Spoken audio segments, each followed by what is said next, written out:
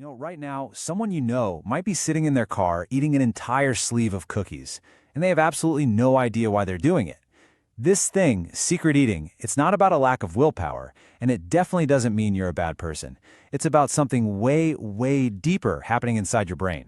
If any of that sounds even a little familiar, just hold on before you judge yourself. We've all got our own weird food things, right?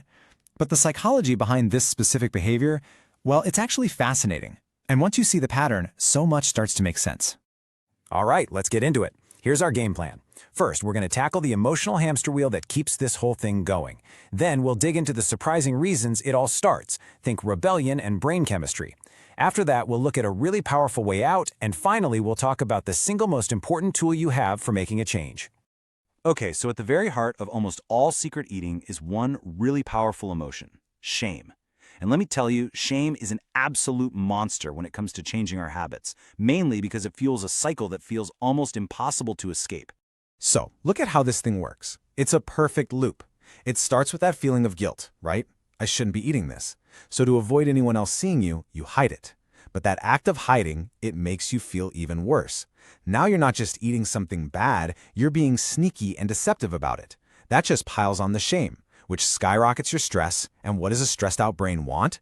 Comfort, fast, which, of course, usually means more food. And bam, you're right back where you started. And this is so important to understand. The cover-up itself becomes a huge part of the problem. You're not just dealing with the act of eating anymore. You're also carrying this enormous mental weight of hiding the evidence and living with that feeling of being a fraud. But why? Why does this pattern even get started? It's usually not as simple as just feeling bad about food. To really get it, we have to look at the roots, because a lot of the time, this all begins as an act of rebellion. So this brings us to a really cool concept in psychology called reactance. Basically, it's that knee-jerk, instinctual urge to do the exact opposite of what you're told. You know that feeling? When you feel like your freedom is being limited, your brain pushes back, hard, just to feel like it's in control again. And this is where it all clicks for so many people. Maybe you grew up in a house where food was super controlled. Clean your plate or no dessert unless you eat all your vegetables. Your young brain filed that away. So now, as an adult, sneaking food can feel like you're finally taking back the power.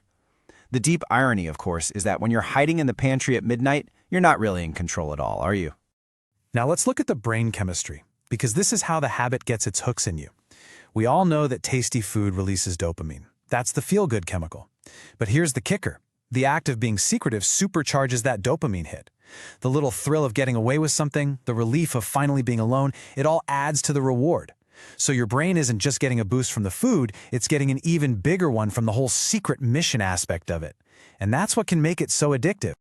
So, if our own brain's reward system is working against us, what are we supposed to do? How do you stop it?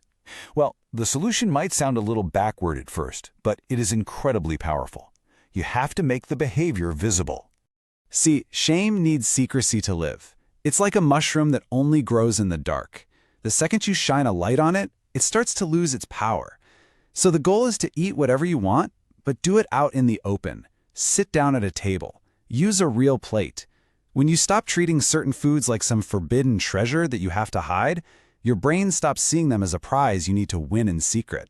Visibility is also about being honest with yourself. Before you reach for something, just pause for a second and ask, what's really going on here? And the key is to ask with genuine curiosity, not with that harsh, critical voice. More often than not, you'll find that food has become a temporary and kind of ineffective solution to a problem that food can't actually solve. And just knowing that awareness is where the real change starts. And this brings us to our last point, which is, without a doubt, the most important part of breaking this cycle. You can have all the strategies in the world, but they won't work without this one secret ingredient: self-compassion. People who eat in secret are often their own toughest critics. That little voice inside that's just full of judgment, it's pure fuel for the shame cycle. Just listen to the difference here. Shifting from that critical voice to a compassionate one, just recognizing that you're human, is what actually starves the shame. It's not about making excuses, it's about breaking that cycle of beating yourself up. Because really think about it, punishing yourself has never, ever led to lasting, positive change. But compassion, understanding, and kindness, that's what actually works. That's the real engine for healing. So here's what I really want you to take away from all this. If you struggle with secret eating, you are not broken. Your brain isn't broken. It's just stuck in an old pattern that at some point in your life was actually trying to help you. It was a coping mechanism for protection or for rebellion or for comfort. It just doesn't serve you anymore. The way out isn't through more rules or stricter diets. It's through visibility, honesty, and most of all, compassion. So let's just end with this thought. The next time you feel that urge, what is one compassionate question you can ask yourself? Starting right there, well, that can change everything.